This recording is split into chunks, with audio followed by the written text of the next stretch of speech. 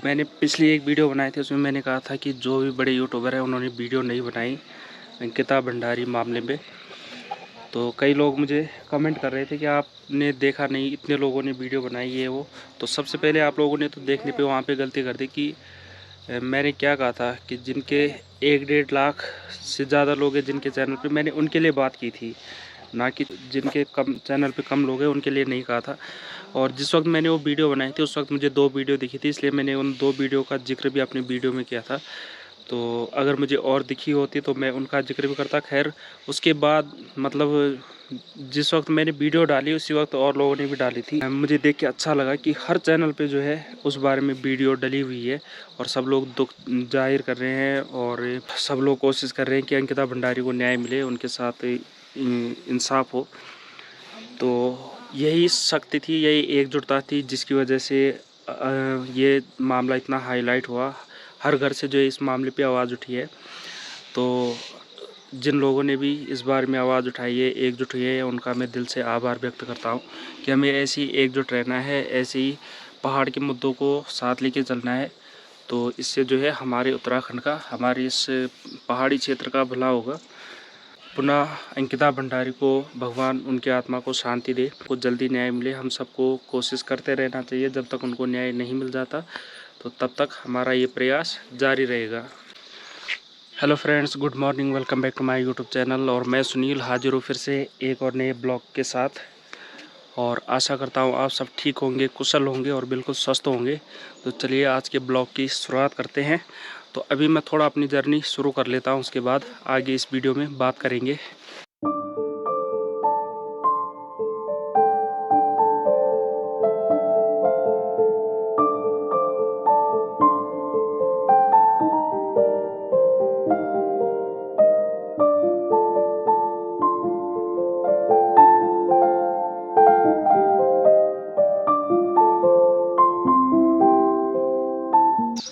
तो दोस्तों आज की वीडियो में मैं बात करने वाला हूं, जैसे कि मैंने बताया कुछ लोगों ने ब्लॉग बनाए थे अंकिता भंडारी वाले मामले पे।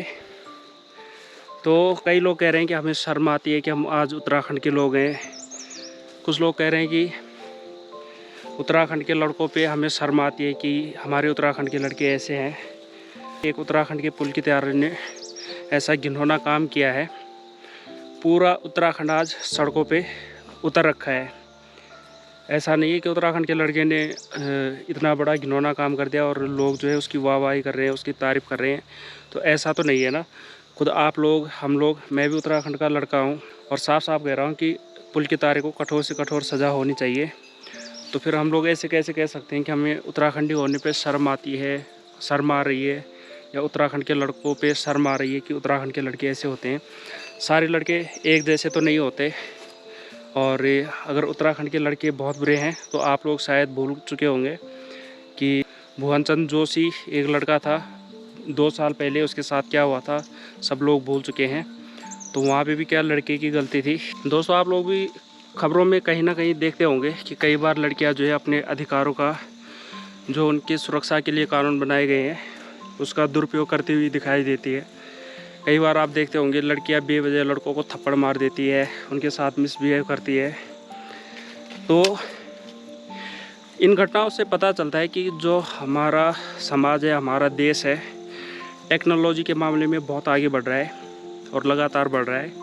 लेकिन कहीं ना कहीं जो हमारे संस्कार है, हमारी नैतिकता है, वो कम होती गई है।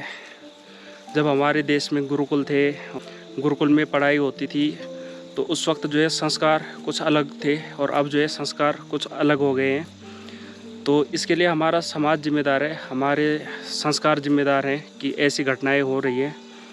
तो सिर्फ लड़कों को गलत ठहराना, एक लड़के की वजह से सारे लड़कों को गलत ठहराना, ये कहीं की अच्छी बात नहीं है।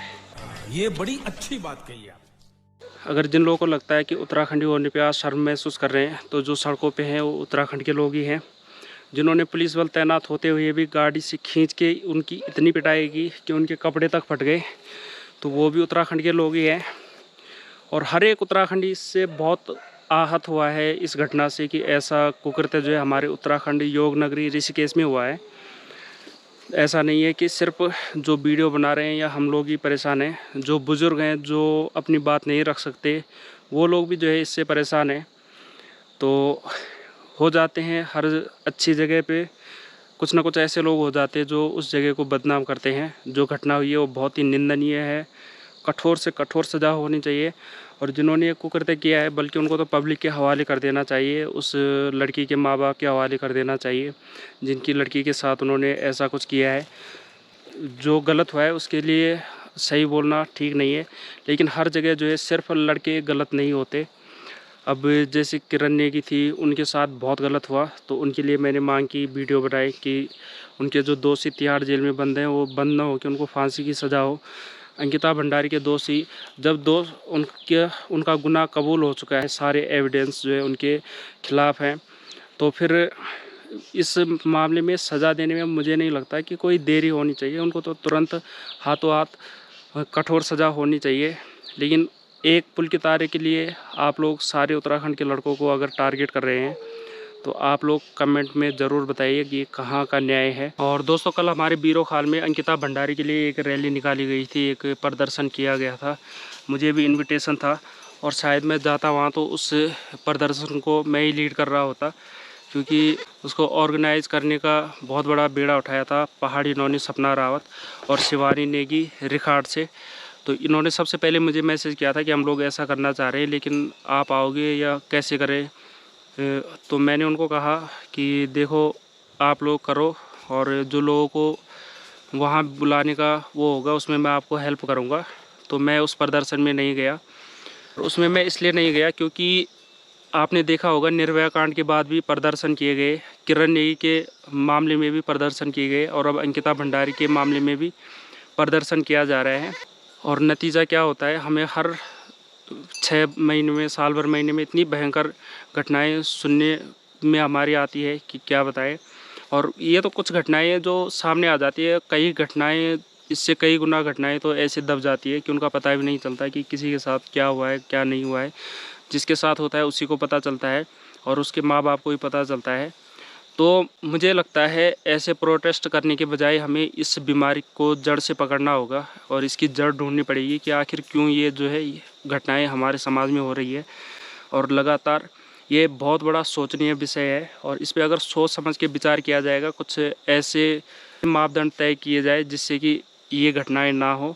तो दोस्तों, मैंने प्रयास किया है, मैंने सोचा है, मैं एक प्लानिंग कर रहा हूँ इस बारे में काम करने की। क्या वो प्लानिंग रहेगी जल्द आप लोगों के साथ शेयर करूँगा, क्योंकि मुझे लगता है सब लोग, मैं ये नहीं कह रहा हूँ कि जो प्रदर्शन हो रहे हैं वो गलत हो रहे हैं, इससे पता चल रहा है कि कहाँ कहाँ लोग कितने आक्रोशित हैं और कितना मांग कर रहे हैं कि इस मामले पे सुनवाई हो। हमें ऐसी कोशिश करनी है ताकि भुवन जोशी, अंकिता भंडारी, किरण नेगी, निर्भया जैसे मामले हमें और न सुनने को मिले। तो उसके लिए कहीं ना कहीं कुछ प्रयास ऐसे करने पड़ेंगे जो बहुत आगे तक जिसका कुछ परिणाम निकले। अभी हम अंकिता भंडारी के लिए प्रोटेस्ट कर रहे हैं, तो आप देख लेना। मतलब मैंने जब किरण नेगी के लिए उनके घर पे गया था और कुसुम कंडवाल जी के साथ हमने वीडियो बनाई थी, तो हमने यही बात कही थी, जब तक घर घर से आवाज़ नहीं उठेगी तब तक ऐसे मामले होते रहेंगे। कई किरण नेगी पैदा होंगी, कई निर्भया पैदा होंगी और कुछ दिन हल्ला मचेगा, उसके बाद सब लोग शांत हो जाएंगे।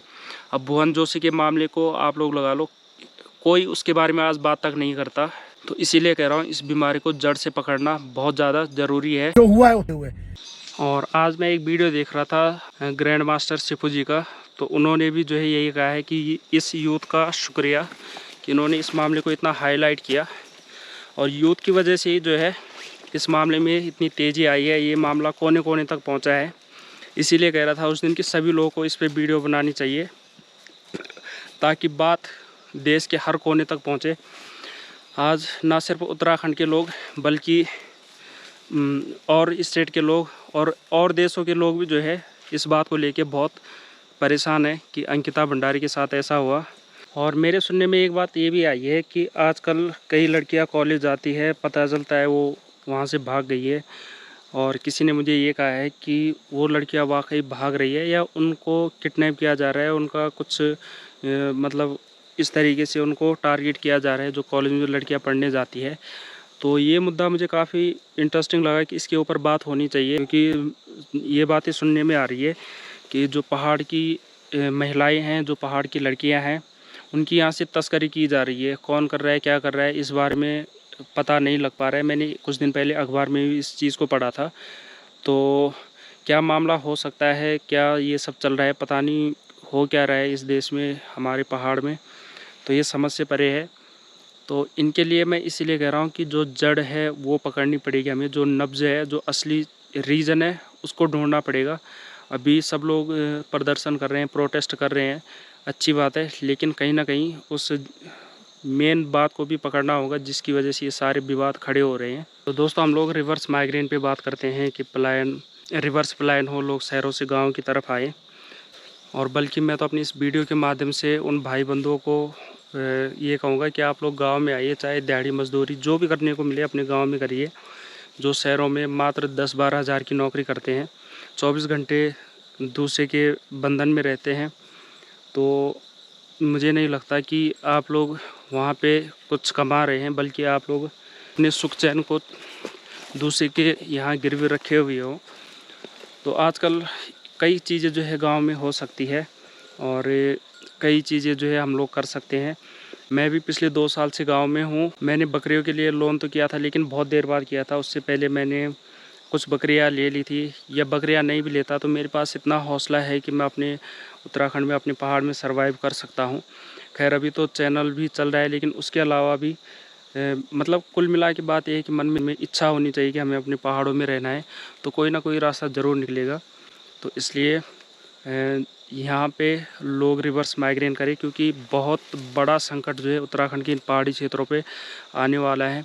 जल्दी उसके बारे में भी बात करूँगा।